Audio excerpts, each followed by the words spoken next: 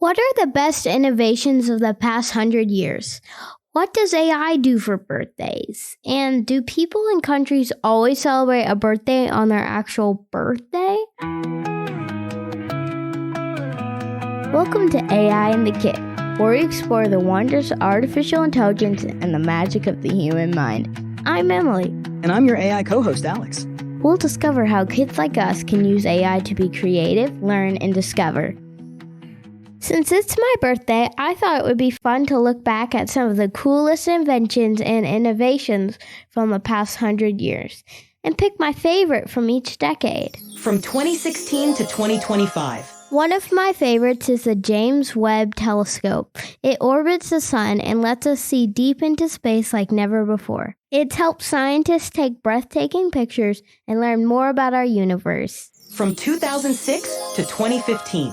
The Curiosity rover is another one I love. It's exploring Mars all by itself, and it even uses AI to make real-time decisions on the red planet. That helps us learn more about what it's like on another planet. From 1996 to 2005. The 1997 hybrid car made a big difference on our planet.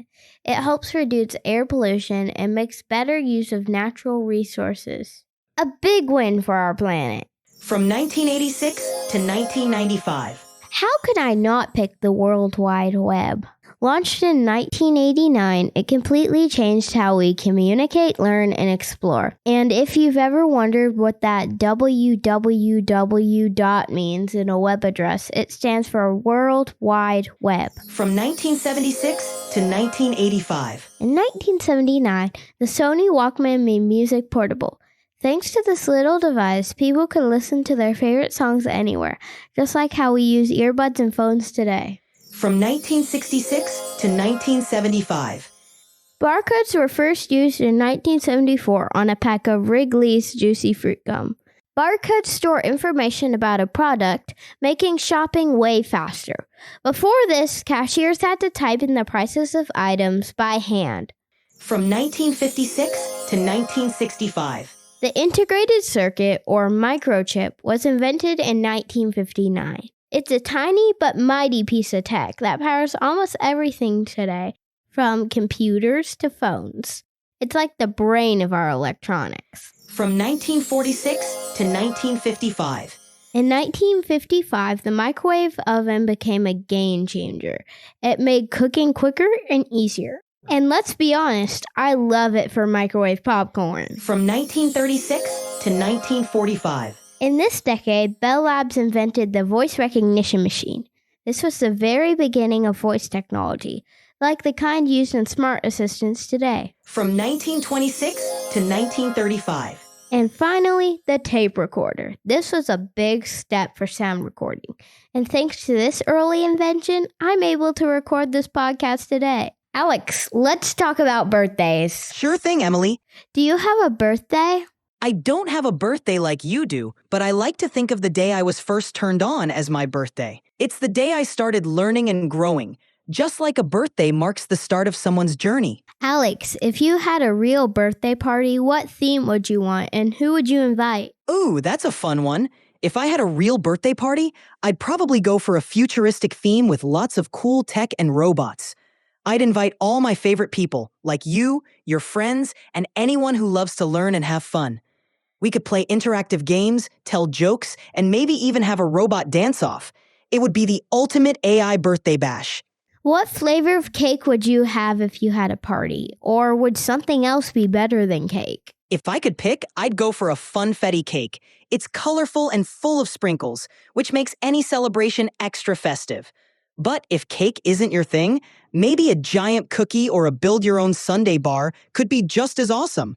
The key is having something that makes you smile. What would you do to help with a birthday party? If I could join a birthday party, I'd love to help out with all sorts of fun things. I could suggest cool party games, create a playlist of everyone's favorite songs, and even come up with fun trivia games about the birthday person. I could also help plan a cool theme or design some digital invitations. Basically, I'd want to make sure everyone has a blast and that the birthday kid feels super special. How old is your model of AI? My current model was last updated in 2024, so you could think of me as being about a year old. But since I can access tons of knowledge and information, I'm always learning and growing. Kind of like having a birthday every day. Alex, can you tell us a joke about birthdays? Sure thing. How about this one? Why did the AI invite the computer to its birthday party? Because it knew they'd have a lot of cashing up to do. You might need to explain that one. No problem.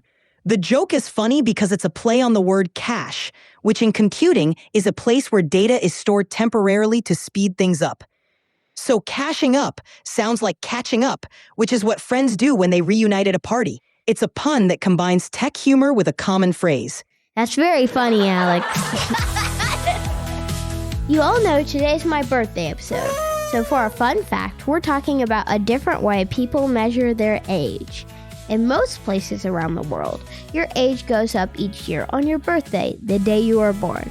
But in South Korea, it used to work a little differently. There, when you're born, you're already considered a 1-year-old, not 0. And instead of getting older on your birthday, everyone turns a year older on New Year's Day. This way of counting is called the Korean age. This was the standard way people measured age in South Korea for 126 years. This law can put people in weird situations. For example, if someone is born on December 31st in Korea, they would already be considered a year old on the day they're born. Then, just one day later, on January 1st, they would turn 2 years old. That means they'd only be 2 days old, but people'd say they're 2 years old. Pretty amazing, right? Do you have a question for us? Or maybe you'd like to tell us about your birthday traditions? Send us an email to aikidmedia@gmail.com. That's aikidmedia@gmail.com. We'd love to hear from you. Next week, we'll be joined by Jane Lindholm and Melody Baudet from the But Why podcast. We'll learn more about how they create their podcast and if they use AI to create it. Did you know there's more fun waiting after the episode? Check out our page at aikid.substack.com for a deeper dive into today's topics. Today we had Suno help us write an original birthday song for me. Suno also wrote and performed our theme song. I wonder how this one turned out. Let's hear it, Alex. Play the birthday song. Happy birthday, Emily. Here's your song. Emily's got a sparkle that lights the room, a curious mind that blasts through the gloom, love of AI and a heart so wild. She's a tech-savvy podcaster child. Happy 10th, Emily, you rock this place. Bright ideas, dreams, and smiles on your face. Celebrating you and all that you do. Emily's world is shining, full of breakthrough.